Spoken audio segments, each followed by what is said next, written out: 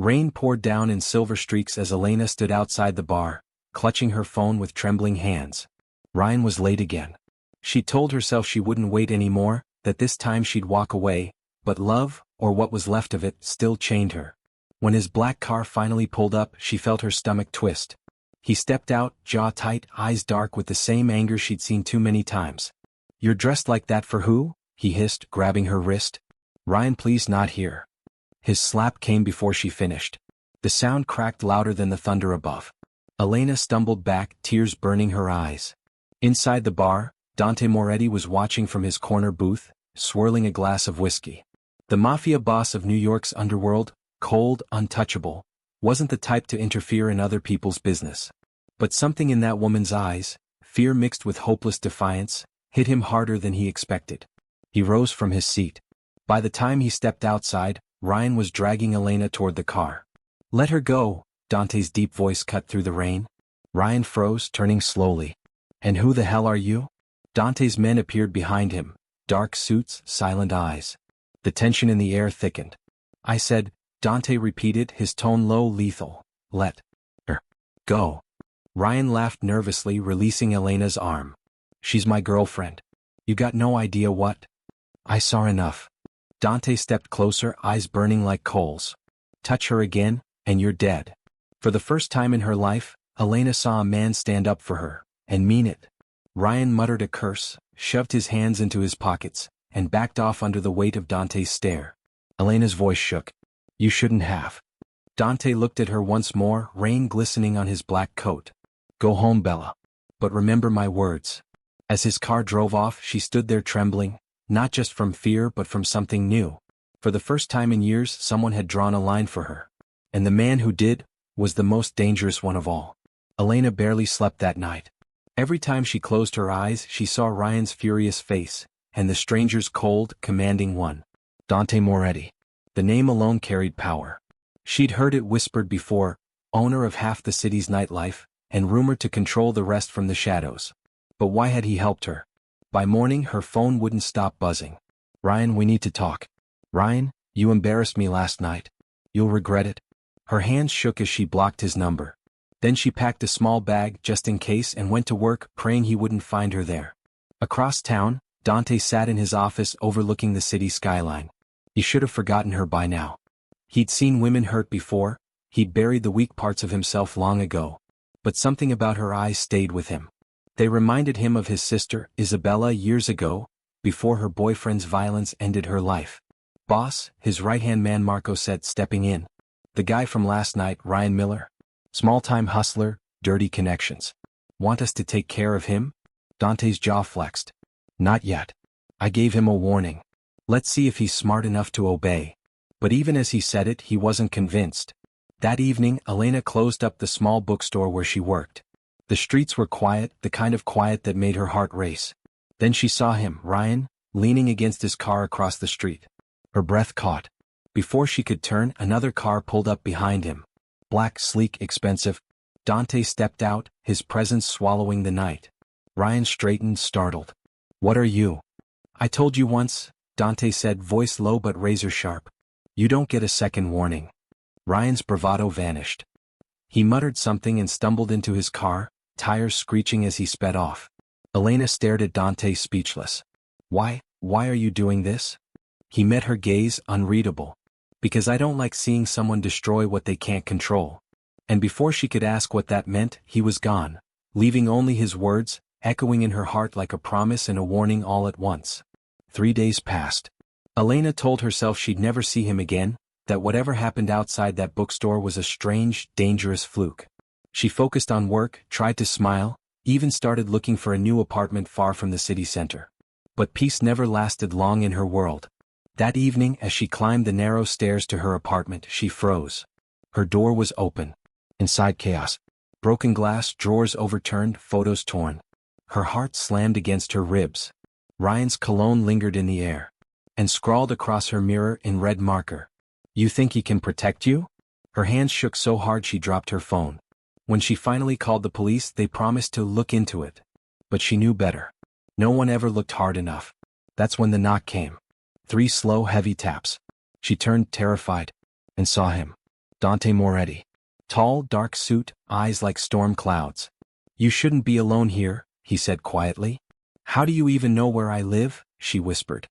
I make it my business to know things that matter. His gaze swept the destroyed room, anger flickering behind his calm mask. He did this, didn't he? Tears slipped down her cheeks before she could stop them. He's never going to stop. Dante took a slow breath, then spoke in a voice that carried both command and promise. Pack a bag. What? You're coming with me. She shook her head. I can't. I don't want your pity. This isn't pity, he said, stepping closer. It's protection. She hesitated, staring up at him. There was no kindness in his tone, but something deeper. A quiet fury controlled only for her sake. I have rooms in my house, he continued. No one touches you there. Not even the wind unless I say so. Elena swallowed hard, torn between fear and fragile hope. Finally she nodded. As Dante led her out, his men closed in behind them, silent as shadows. For the first time in years she wasn't running alone. She was being claimed by danger itself. The car rolled through tall iron gates that opened silently before them. Elena pressed her face to the window, watching the world change, from cracked sidewalks to marble fountains, from chaos to quiet power. Dante's mansion sat on a hill, lit by golden light and guarded by stone lions.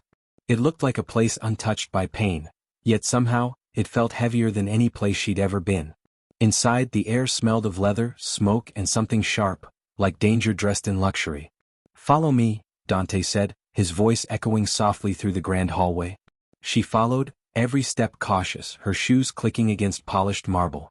They passed elegant rooms filled with silent men in dark suits. Each one lowered his gaze as Dante walked by. He was a king among wolves and they all knew it. He stopped at a door at the far end. This will be your room, he said simply. There are clothes, food, anything you need. No one comes here without my permission. Elena turned slowly, searching his face. Why are you doing this? You don't even know me. His eyes softened just a little. I know what it's like to need someone and have no one show up. The words struck deep. She wanted to thank him, but her throat tightened. Instead she nodded. Later, after showering and changing into a soft sweater left on the bed, she wandered to the window. The city lights glittered far below. For the first time in years there were no shouts, no threats, just silence. Dante stood outside her door, unseen, watching through the crack of light under the frame. He wasn't sure why he'd brought her here. He'd sworn never to get involved again.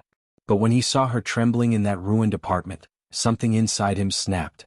Keep guards near her room, he ordered Marco quietly. And make sure Ryan Miller disappears if he comes near this property again. Yes, boss. As the door shut behind him, Dante looked back once more. He didn't know it yet, but protecting her wasn't going to be enough. He was already falling. Days passed in uneasy calm. Elena tried to keep her distance, helping around the kitchen and garden just to feel useful. But everywhere she turned, Dante's presence lingered. His voice in the hall, his coat draped over a chair, his scent like smoke and rain. At night, she'd sometimes find him in the study, alone, staring at old photographs. He never said much, but his silence spoke louder than words. One evening she gathered her courage and stepped inside. Do you ever sleep? She asked softly. He didn't look up. Sleep's for men who have peace.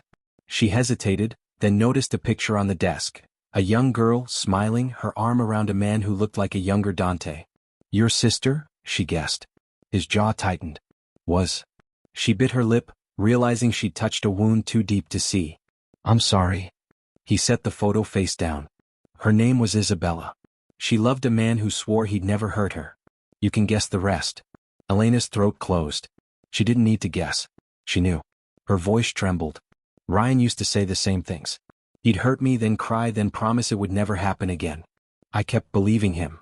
Dante finally looked at her, eyes dark but no longer cold. You don't owe him forgiveness. You owe yourself freedom. Tears blurred her vision. You make it sound so simple. It isn't, he admitted. But it starts when you stop letting fear speak for you. For a long moment, neither of them spoke. The distance between them felt charged, fragile yet magnetic. Then he stood, towering over her. If he ever tries again, he said quietly, I won't stop at warnings. She should have been afraid of that tone, that power. But instead, her heart steadied. For the first time, she believed someone truly meant to keep her safe.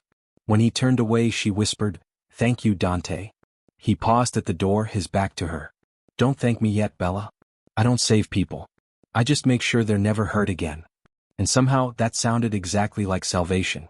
The peace didn't last. It never did. A week after Elena moved into Dante's mansion, strange things began to happen. Unfamiliar cars lingered too long at the gates. Anonymous calls came late at night, the line going dead after a single breath. Marco noticed first. "Boss, we've got eyes on us," he said grimly, sliding photos onto Dante's desk. Ryan shaking hands with Victor Leone, head of a rival syndicate. "Leone's been itching for a reason to hit us," Marco continued. "Looks like your girl gave him one." Dante's jaw hardened. "She's not a reason. She's under my protection." Still, his stomach twisted. He tried to keep her out of his world, but fate had dragged her right into the center of it. That night, Elena sat by the window in her room, sketching quietly. The mansion felt safe, too safe, almost unreal. She looked up when the door opened and Dante stepped in, his expression unreadable. "You need to stay inside for a while," he said. "What? What's happening?" He hesitated, then told her the truth. "Ryan's not alone anymore. He's working with men who want me gone. They'll use you to get to me." Her heart pounded. "So I'm the reason they're after you?" "No," he stepped closer, his tone softer now. "They were always after me. You're just the piece they think they can break." Tears welled in her eyes, frustration and fear mingling. "I never asked you to protect me, Dante. You could have let me go." He looked down at her, voice low and firm. "You think I could forget the look on your face that night? I made a choice, Elena. And I don't regret it." Something in his voice silenced every protest. Later, as Dante stood on his balcony, the city lights glinting below, Marco approached again. "Leone's men are moving tonight," he said. Dante didn't flinch. "Then so are we." He lit a cigarette, eyes fixed on the horizon. "If Ryan wants a war," he murmured, smoke curling into the dark, "I'll show him what happens when you touch what's mine." The night was too quiet. Even the wind seemed to hold its breath. Elena lay awake, listening to the faint sounds of guards patrolling outside her window. Dante had been gone all evening, handling business, as Marco put it, but she couldn't shake the unease twisting inside her. Then came the sound. A single pop. Then another. Gunshots. She ran to the window just as a black van rammed through the outer gate. Men in masks spilled out, firing toward the guards. Panic gripped her chest. She backed away from the glass, heart hammering. The door burst open. "Elena." Dante's voice was rough, breathless. His shoulder bled through his white shirt, crimson spreading fast. "Come with me." She froze, staring at the blood. "You're hurt." "Later." "Move." He pulled her close as bullets shattered the hallway windows. His men returned fire, the sound deafening. Dante shielded her with his body, leading her through a side passage lined with marble and shadows. When they reached the basement, he slammed the reinforced door shut behind them. The chaos above sounded distant now, just muffled echoes of war. Elena pressed her hands to his wound, tears streaking down her cheeks. "You saved me again. Why do you keep doing this?" He caught her wrist, holding her gaze despite the pain. "Because I couldn't save the last person I cared about. I won't make that mistake twice." Her breath hitched. For a moment, the world outside disappeared. No blood, no danger, just two broken souls clinging to each other. "You can't protect everyone forever," she whispered. "Maybe not," he said, his voice barely a growl. "But I'll die trying when it comes to you." She shook her head, pressing harder against his wound. "Don't you dare say that." A faint smile tugged at his lips. "Then stop making me want to." Sirens wailed in the distance as reinforcements arrived. The shooting died down, replaced by heavy silence. Elena rested her forehead against his chest, feeling his heartbeat, weak but steady. And in that moment she realized something terrifying and true. She wasn't just being protected anymore. She was falling in love. 2 weeks later, the mansion was quiet again, though the air still carried the ghost of gunfire. Dante was recovering fast, stubborn as ever. The bullet had grazed his shoulder, but Elena's steady care had kept him alive and restless. Every morning she'd find him in the garden, arm in a sling, pretending to be fine. "You're supposed to rest," she scolded softly. He smirked. "You sound like my doctor." "I sound like someone who doesn't want to watch you bleed again." For a heartbeat, his gaze softened, then shifted, haunted, protective, dangerous all at once. But peace never stayed long. That night, rain fell hard against the windows, the same way it had the night they met. Elena was alone in the library when she heard footsteps behind her. "Dante?" she called. No answer. Then a voice, low, cruel and horribly familiar. "Miss me, sweetheart?" Her blood turned cold. She spun around. Ryan stood there, drenched, eyes wild, a gun in his hand. "How did you? You think a few bodyguards could stop me? You made me look weak, Elena. Now I'll remind you who you belong to." He lunged forward, grabbing her wrist. She screamed, struggling against him. The book she threw barely slowed him down. Then, a click echoed through the room. "Let her go." Dante's voice. He stood in the doorway, pale but steady, his gun raised. His men fanned out silently behind him. Ryan laughed, pressing the barrel of his own weapon to Elena's head. "You think you can scare me, Mafia boy? She's mine." Dante's tone didn't waver. "You made one mistake the night I met you," he said coldly. "You touched what you shouldn't have." Ryan sneered. "And what's that?" Dante's jaw clenched. "Her." A flash, one deafening shot. Ryan's gun fell first, then he did. Elena stood frozen, trembling. Dante dropped his weapon, crossing the room to catch her before she fell. "It's over," he murmured, pulling her into his arms. Tears spilled freely down her cheeks. "You meant it," she whispered. "When you said." He nodded, voice rough. "Touch her again, and you're dead." And for the first time his words felt less like a threat, and more like a vow. Weeks passed before Elena could walk through the mansion without flinching at every sound. Ryan was gone, buried quietly by Dante's men, erased from every corner of her life. Yet his ghost lingered in her memories. Dante gave her space. He stayed busy, disappearing into meetings and phone calls, but somehow he was always near, watching without smothering, protecting without words. One morning she found him on the terrace, staring at the sunrise. "You ever get tired of saving people?" she asked gently. He looked at her, a faint smile playing at his lips. "You think I saved you? Didn't you?"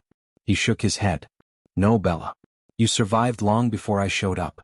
I just gave you a place to remember that." His words hit deeper than any promise. Days turned into a routine of quiet peace. Dante's mansion no longer felt like a cage, it was a refuge.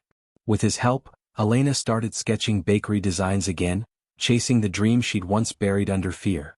When she mentioned it shyly over dinner, Dante's eyes lit up in rare warmth. "You want to open a bakery?" She nodded. "Just a small one. A place that smells like sugar instead of pain." He leaned back, thoughtful. "Then we'll make it happen." I don't do halfway, Elena." The next week, a small storefront lease appeared on her desk, already signed in her name. She cried right there in front of him. He didn't speak, just wiped a tear from her cheek with a tenderness that made her chest ache. Sometimes she'd still wake in the night, the old fear creeping in. And every time she'd find Dante sitting outside her door, half asleep with a gun on the table beside him. "You don't have to keep guarding me," she'd whisper. "I know," he'd murmur back, eyes soft. "But I want to." And slowly, between the laughter, the long talks, and the quiet moments of shared silence, Elena realized. She wasn't just surviving anymore. She was living. And maybe, just maybe, she was learning how to love again. The bakery smelled like vanilla, cinnamon, and new beginnings. Sunlight streamed through the big front windows, glinting off glass displays filled with pastries. Above the door hung a simple sign, Isabella's. Elena ran her fingers over the gold lettering, tears warming her eyes. "It's perfect," she whispered. Dante stood beside her, hands in his pockets, watching her more than the store. "She'd like that you used her name," he said quietly. "I wanted to honor her," Elena replied. "Because of her. I met you." He looked down, a rare softness flickering across his face. "You've changed this place, Elena. And me." She smiled faintly. "You were never as heartless as you pretended to be." He chuckled, low and quiet. "Don't ruin my reputation." That evening, after the grand opening, she found him outside under the string lights, sitting at a table with 2 cups of coffee. "You actually drink this?" she teased. "Only when it's yours." For a while they just sat in silence, the peaceful kind that didn't need filling. Then Dante reached into his jacket and pulled out a small velvet box. Her breath caught. "Dante." "It's not a proposal," he said quickly, opening it to reveal a delicate silver band engraved with a rose. "It's a promise." She stared at it, trembling. "A promise of what?" He met her gaze, steady and sure. "That no one will ever hurt you again. Not while I'm breathing." Tears filled her eyes as he slipped the ring onto her finger. "It's beautiful," she whispered. He leaned closer, his voice barely above a whisper. "You are." For a moment, everything around them faded, The past, the pain, the noise of the city. There was only warmth, light, and the quiet heartbeat of something real. When she kissed him, it wasn't desperate or afraid. It was slow.